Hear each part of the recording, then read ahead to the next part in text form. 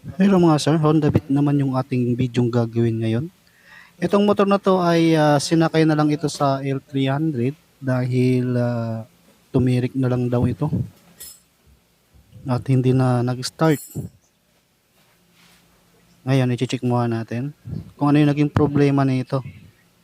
Napakainam kasi mga sir na dapat natin chine-check yung mga dinadala sa atin na ganito na hindi na umaandar para dun sa sure na pisang bibili natin at gagawin kung ano yung sira nito.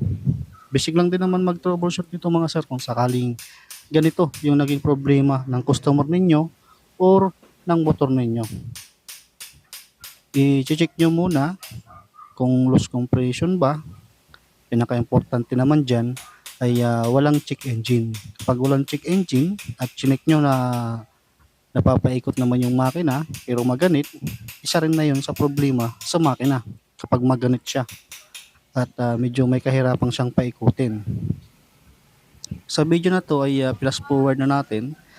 Yan, tinanggalan natin yung kanyang makina sa kanyang chassis dahil na-troubleshoot natin tong motor na to na may problema sa makina. May problema sa makina to. Yan, napabayaan sa langis.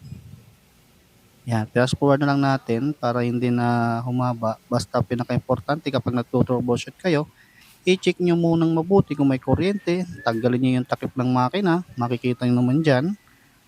Pati yung panggilid, tanggalin ninyo para paikutin yung kanyang crankshaft. Kung matigas ikutin, na kahit nakatanggal na yung spark plug, pero may matigas pa rin ikutin, ibig sabihin ay nag-loss compression na. Tingnan nyo lang itong makina niya. Makikita nyo naman dito sa kanyang makina mga sir. Ayan, napabayaan na sa langis talaga. Buhay kasi ng makina ay ayang langis. Mapapansin nyo, ayan, sobrang putik at sobrang dumi. At sa carbon deposit naman, makikita nyo, ayan, kapal. Tabi mo natin to, hugutin mo natin itong black. Isa ito sa dahilan kung bakit ayaw mag-start yung motor. Na kahit anong gawin pa start, ay ayaw na talaga mag-start. Dahil kapag natutian yung isang makina, o isang motor kapag natutuyuan, ganito ang mangyayari. Okay, tanggalin mo natin yung kanyang gasket hanggang sa chain guide sa baba. Yung sa taas naman ay may iwan yan. Sa part na to pinaghiwalay natin yung makina kasi hindi kayang dukutin. Kaya naman dukutin kaso hindi mo siya mahihigpitan ng maayos. At kapag hindi mo nahigpitan ng maayos, maaaring matanggal yung mga tornilyo. Dahilan yun na, na magkakaroon ng problema. Okay, tanggalin na natin yung kanyang black. Ayan, papansin nyo dyan sa talagang, ayan ayan na. Okay, tanggalin natin. Medyo nahihirapan. Gawa kasi ng nag-stack up. Buti nga lang hindi sa malayong lugar ito nasiraan. Ayan, nakita niyo yung piston. Gas kalmot na. Ayan, nahihirapan pang magugot, sige pulong. Okay, kaya mo yan. Kaya napaka-importante double check natin yung langis bago tayo umalis or bumiyahe. Ayun. Gas. Isa na to sa sa nag-loss compression. Sa pag-ikot naman ng piston, medyo hirap talaga siya. Pero kung biniyahe ng mas malayo to, stack up na yung piston pin sa kanyang connecting rod. Mas mahirap o di kaya mas malaki gastos. Ayan, hindi malang nasaitan ng langis. Kaya napaka-importante sa makina talaga yung langis. Di baling maaksaya tayo sa langis, wag tayo mas maaksaya sa pisa. Kasi malang pisa ngayon mga sir. Kaya napaka-importante langis ang number 1 na i-check. Ayan, tuyo. Kaya ngayon, ito yung mga papalitan natin. Pero hindi natin i-engine overhaul ito mga sir. Dahil goods pa naman yung kanyang connecting rod, may konting kasikipan lang, konting liya ng konti, ay okay na. Kaysa naman napapapalitan natin ng buo yung sigunyal niya, mas isa pa sa gagastos ng malaki yung customer. At ito, winalwal na lahat ng pisa ng head at i-regrading compound kasi natin yan dahil nag-loss compression, tapos lilinisan natin. Ayan, linis muna tayo mga sir. Tapos yung pisa naman, ayan, iisa-isahin ko sa inyong ipapakita para malaman nyo rin at malaman din ng may-ari na lahat ng ginamit nating pisa, lahat ay original. Kaso nga lang, may kamahalan ang pisa ng Honda Beat mga sir. Para rin kayong bumili ng pisa ng pang click 150. Yan yung mga code. Yan. Diyan yung mga kit. Yan. Valve seal, valve lock, piston pin. Yan yung mga pinalitan natin. Black pa lang dito mga sir, nagkakalaga ng 3 plus. Black pa lang yun. Wala pa yung kit. Yan, ito yung black nya. Talagang balot na balot. Sige. Yan, may kabit na natin yan. Ito naman yung piston. Piston pin. Okay, kabit na natin. Yan, lahat kinabit natin bago. At original, genuine parts. Okay, kabit na natin. Siyempre, linis-linisan nyo yung gilid-gilid niya na. Fast forward lang natin yung paglilinis dyan para hindi na masyadong mas mahaba. Papel naman yung gamit nito mga sir na, na base gasket. Napaka-importanting linisan nyo mabuti yan dyan para hindi nakaangat yung block at hindi doon dadan yung yung langis.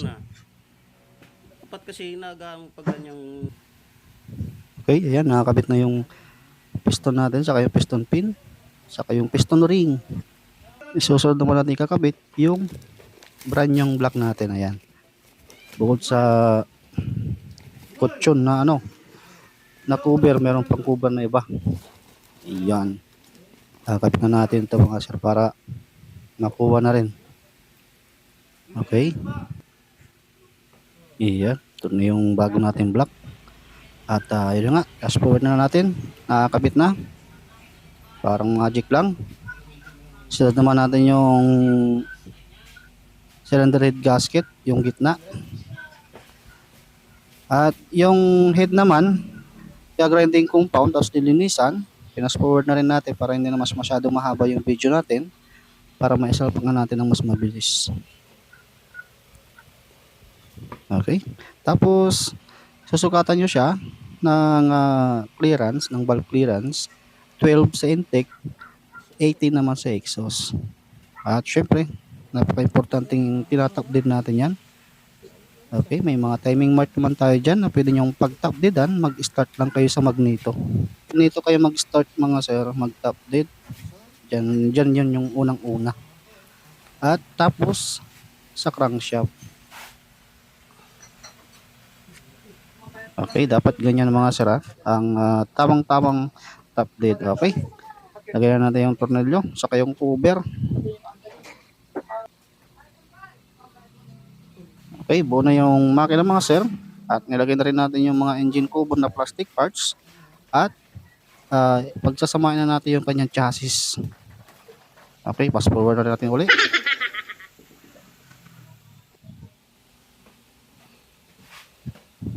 Okay, napagsama natin yung makina sa kanyang chassis. Kakabit muna natin lahat ng mga sensor para mapa-start na natin. At syempre, huwag nyo rin kakalimutan yung langis. Okay, kabit muna natin lahat para mapaandar na natin. Okay, nakabit na lahat. At papaandarin na natin. Start mo.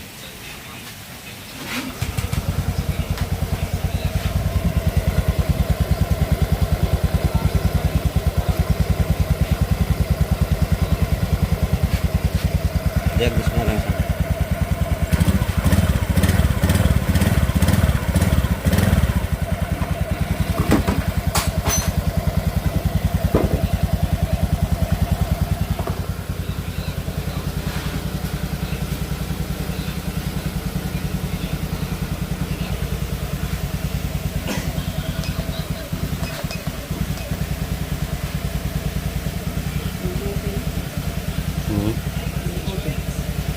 natanggal.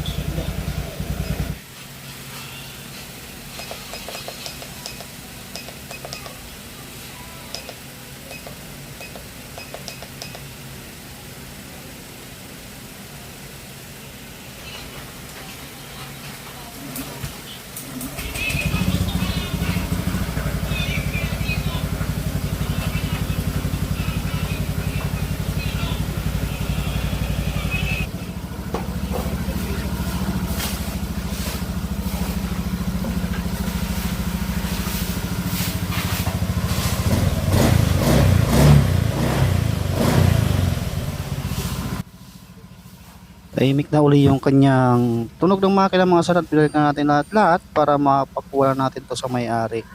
At goods na goods na. Siyempre, under brake end pa rin natin to. 66 lang muna. Tapos, first 500 km na makakatakbo ka ng ganon, ay kailangan mo siyang i-change oil para matanggal yung mga latak ng piston at yung block. Ayan, hanggang dito na lang yung video natin mga sir. Yan, sa mga gusto magpagawa, mas maganda, mas maaga para mas maaga matapos yung ating motor mga sir. Okay, thank you, thank you.